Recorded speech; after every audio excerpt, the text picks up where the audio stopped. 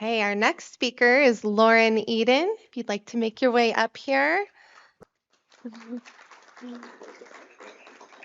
Lauren is a wife, a mom to three busy boys, and a second trimester abortion survivor.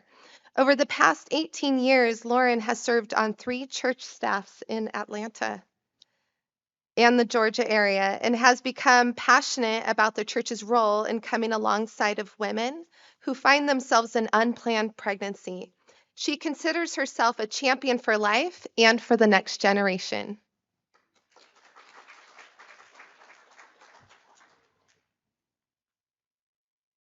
I've always loved a good story. As a child, I remember late nights under the covers with my book light, staying up far past my bedtime just to finish a chapter or to get to the end of a really good book. One of my middle school favorites was the Choose Your Own Adventure book series.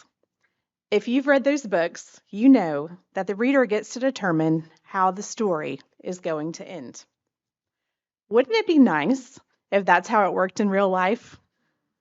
There have been a few times during my 40 years on this earth that I've wished I could jump ahead and see how the story was going to play out. One of those times was during college when I worked as a television news intern. I spent that summer with Atlanta reporter Doug Evans.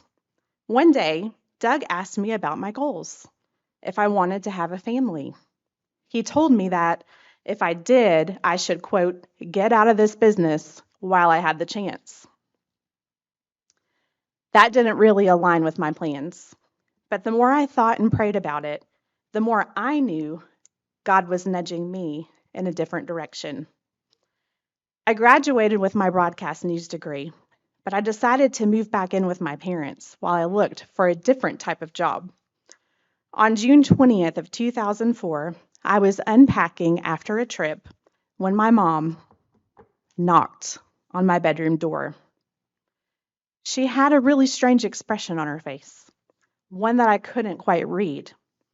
And as she looked at me, her big green eyes filled with tears. I've never meant to keep this from you, she said. You've always known that you were born premature, but what you don't know is about all of the circumstances that led to your birth. You see, I wanted to have an abortion. An abortion? I remember feeling like I was watching a scene from a movie unfold and that it didn't feel real. My mom went on to tell me that when she found out she was pregnant, she was a freshman in college, my dad, a senior. She told my dad that she was pregnant, and for a while, they avoided talking about it. But several weeks into her pregnancy, my mom knew she wanted to have an abortion. My dad, on the other hand, was very adamant that she was making the wrong choice. My mom made an appointment anyway at an abortion clinic. When she arrived at the clinic, they did an ultrasound. Their measurements showed that she was just over 13 weeks pregnant. And that particular clinic only performed abortions up to 12 weeks. I think back to my own 12-week ultrasound when I was pregnant with my first son. My husband and I sat in that tiny ultrasound room as we got our first glimpse of our baby boy on that small black and white screen. We studied his little face, his beating heart, his legs kicking, and each measurement they took. We were in awe of the life that God had created inside of me. We knew this precious baby boy was knit together in my womb and that God had a purpose and a plan for his life. My mom did not have that same experience. She didn't know the Lord. She didn't want to be pregnant, and she was determined not to give up her plans. So she made an appointment at another clinic that performed abortions up to 15 weeks. When she arrived, she found herself in that same familiar ultrasound room, This time, my head circumference measured 15.3 weeks, but it had only been 2 days since the last ultrasound. My mom went back to her dorm at the University of Arkansas and got an appointment at a clinic in Dallas, Texas, that did abortions up to 21 weeks. But when they did that ultrasound, it showed that my mom was just over 21 weeks pregnant. How could this be?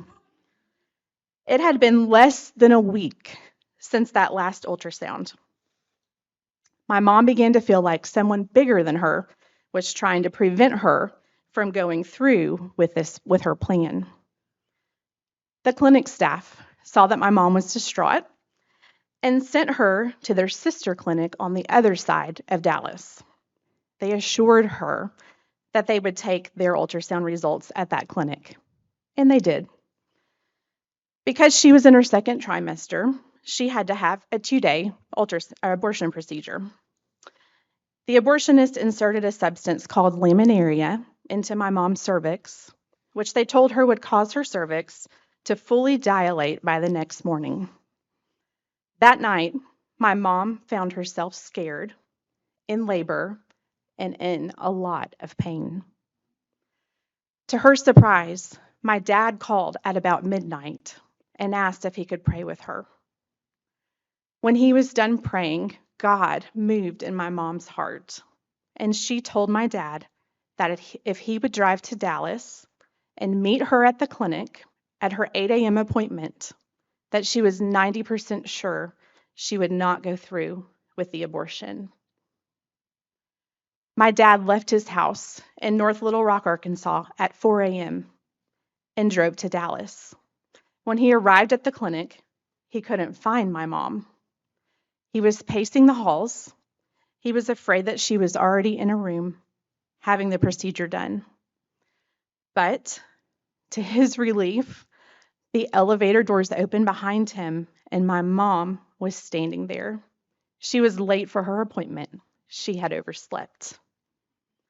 My dad hugged my mom, and they went into the clinic to tell the staff she was not going to go through with the rest of the procedure. The abortionist told my mom that her cervix was fully dilated and that her body was ready to give birth. The next day, they drove home, and once again, God was at work in my mom's heart. As they drove, my mom recounted all of the obstacles that she had faced at each clinic. My dad smiled as they drove. He knew God was the one who had been preventing her from going through with the procedure. Every clinic that she went to, my dad was praying that God would intervene.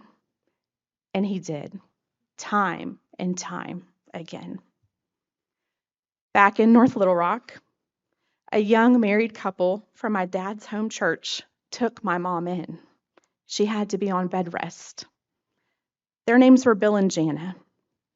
Jana spent her days attending to my mom while she was on bed rest, while also taking care of her 2 toddlers. At night, she would stay up late with my mom and dad, talking about her faith, reading the Bible, and praying with them about what they should do. My mom didn't know it then, but Jana's mom had also wanted to abort her. After a few weeks of living with Bill and Jana, my mom woke up in the middle of the night, and she knew something was wrong. She was in labor, and she was only 26 weeks pregnant. It was too soon. When my mom arrived at the hospital, the doctor said that there was a 5% chance that I would survive. And if I did survive, there would be a 95% chance that I would be brain dead or have brain damage. Throughout my mom's labor, my dad and Jana prayed. On July 26, 1982, at 8:26 a.m., I was born, weighing in at 2 pounds 6 ounces. Miraculously,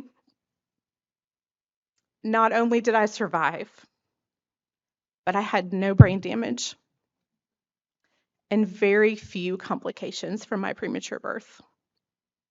I was tiny. I had underdeveloped lungs, but I was healthy. However, each of the coming days was a battle for my life. My mom planned to put me up for adoption, but when she saw my tiny body that fit literally in the palm of her hand, she knew she had to keep me. I spent 53 days in the NICU, and shortly after I was released from the hospital, my parents got married. Today, I stand here in front of you. I'm 40 years old, and my parents just celebrated their 40th wedding anniversary on October the 2nd. I have the family now that I dreamed of back when I was a television news intern. I have a wonderful husband, and I have 3 boys. In fact, this past fall, that same baby boy that my husband and I first saw on that tiny ultrasound screen just started middle school. He loves reading too. Many nights we find him under the covers with a book light, reading just like I did. And you know what's really cool? He loves the same Choose Your Own Adventure book series that I did too. I can confidently stand here today and say that God answers prayers. He is a God who still does miracles today.